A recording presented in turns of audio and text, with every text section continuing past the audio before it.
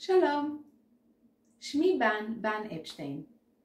אני מטפלת מאסטר ב-NLP ודמיון מודרך. יש לי קליניקה בביתי באבן יהודה.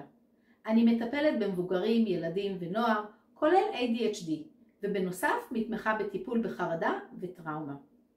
בנוסף להיותי מטפלת NLP, יש לי תואר BA בפסיכולוגיה וחינוך מיוחד. יש לי 5 שנות ניסיון בתחום ומעל 250 שעות בטיפול. לפני כן עבדתי בתחום של רכש ויבוא, אבל כאשר גיליתי שהלב שלי לא שם, חישבתי מסלול מחדש, וכך הגעתי לתחום הטיפול.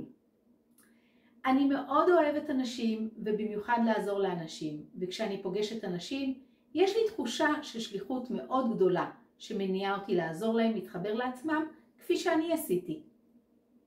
המטופלים שלי מעידים עליי שאני רגישה, אמפתית וקשובה. אני רוצה לספר משהו שמאוד התרגשתי לקבל, מכתב תודה ממטופלת, 3 שנים אחרי סיום הטיפול. היום היא מצליחה בדרכה ומאמצת את כל הכלים שלמדה איתי בקליניקה. אז בואו, אני מחכה לכם.